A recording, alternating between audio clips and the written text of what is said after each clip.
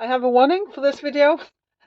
There's absolutely no real life sailing in this video, but yeah, it's been grey and raining, and also what really leads me to make this video is that I've been spending some time currently of updating my websites for my uh, motivational speaker business, the Everest Way, because I was sort of in a gridlock of starting my YouTube channel to go sailing around the world and also realizing that because I still have these young teenagers living on the boat, living with me, I can't, or I choose not to. I could just force them to go, but I haven't made that decision for now.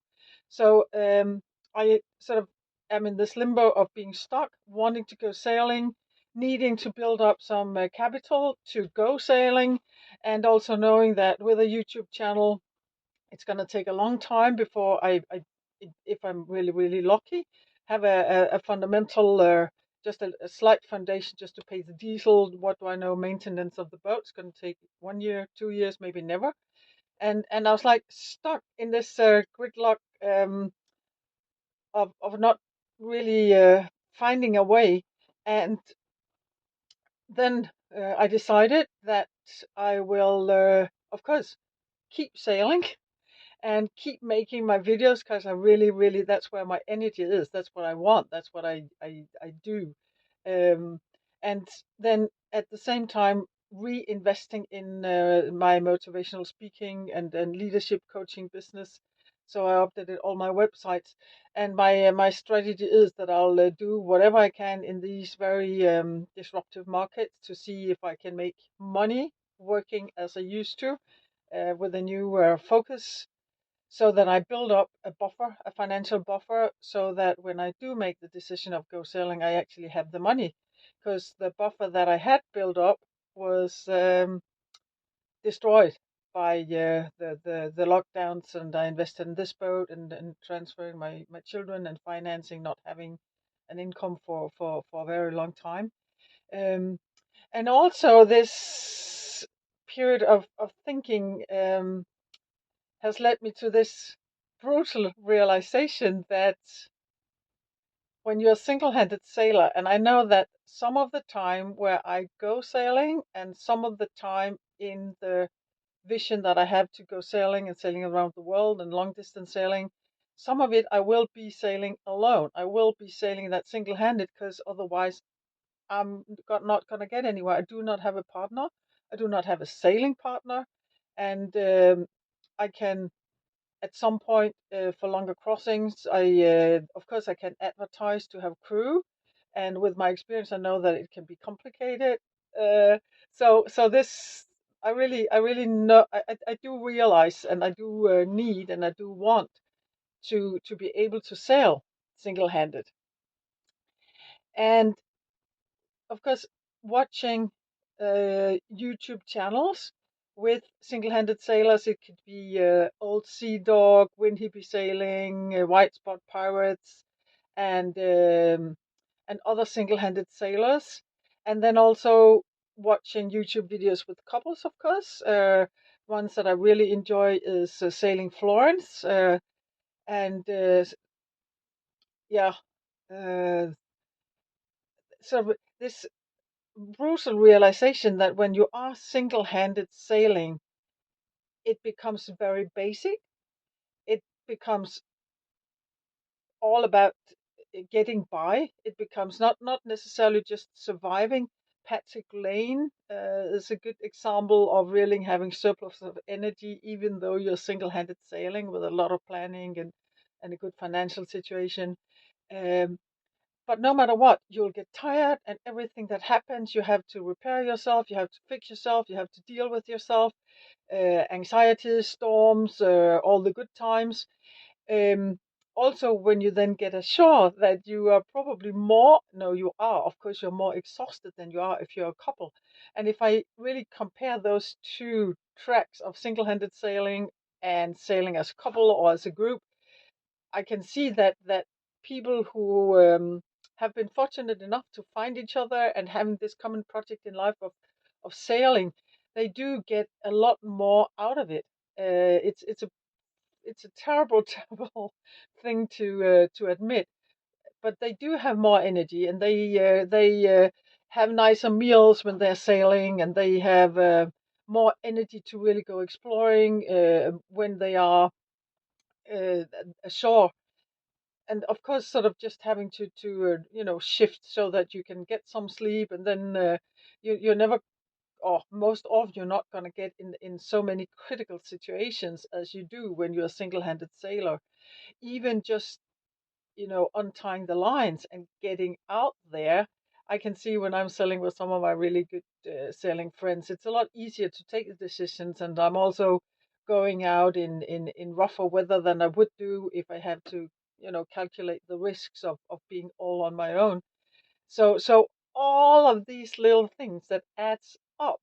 Um, yeah, that's kind of what I really wanted to share in this video. This realization and um, the reality of all of us who, for one reason or the other, are single-handed sailors.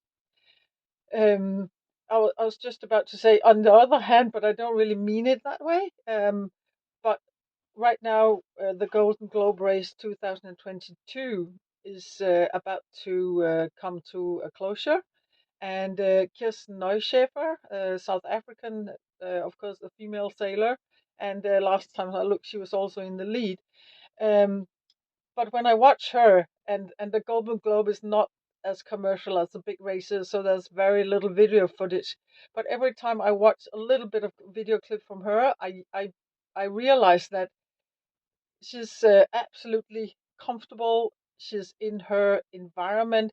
She seems to really love being where she is and coping with weather and the boat, and she's just sort of radiating contentment and pleasure and happiness, and also expressing it. And it's not to romanticize, but when I sort of get that influence from just watching the snippets of a 2-minute video with her, I really reconnect with who I am. This and I can that I know they have also sort of touched upon that in some of the initial videos. This, when I go sailing, I can even see on my face that I sort of fall into place with being who I am.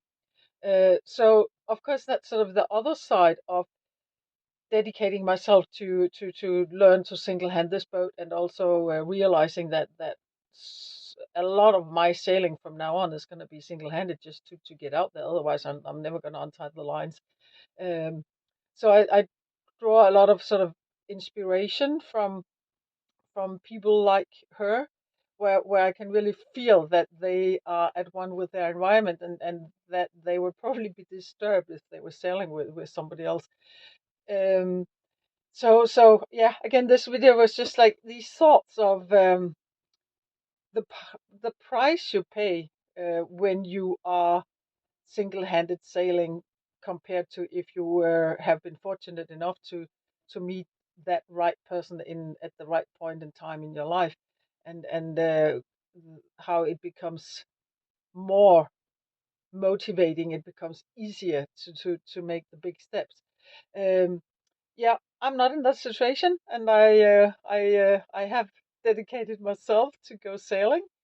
When I prepared to climb Everest, I sort of invented a mantra to sort of program myself to keep focus. Also, every time I got exhausted and tired and started doubting, and anxiety overcame me, and I couldn't find the money, and I sort of invented a mantra, sort of, to the summit and safe return.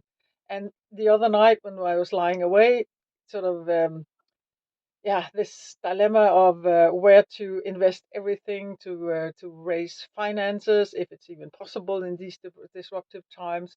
And I need some finances to be able to really go on some longer sailing distances, because everything is expensive. Uh, and I sort of came up with to the oceans and safe return. And I'm using that now to sort of every time I start doubting, or yeah, sort of to rekindle my motivation. This to the oceans and safe return. And what it does to me is that when I get tired, or when I start questioning whether I'll be able to even do it or make the money, then I sort of repeat this to the oceans and safe return. And I can then feel that my sort of energy level is just like sort of settling itself, instead of sort of obsessing about all the things that's not possible or all the money I do not have, blah, blah, blah, blah, blah. Then it's sort of the level just settles to the oceans and safe return. And then suddenly I start looking at opportunities, and also this sort of focusing on all the little projects on the boat that I can do, instead of obsessing about everything, focusing on all the things that hasn't fallen into place yet.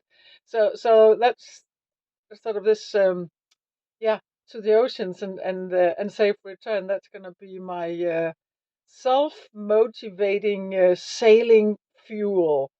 And yeah, in Denmark now the spring is also coming, so in between there are some really really nice days, which is gonna also really increase the amount of days that I do go sailing to sort of keep up the yeah, self feeding motivation. So this was just me sharing some of my ranting reflections, um, and yeah, I do hope that some of you can use that as kind of a sounding board for whatever you're thinking about out there.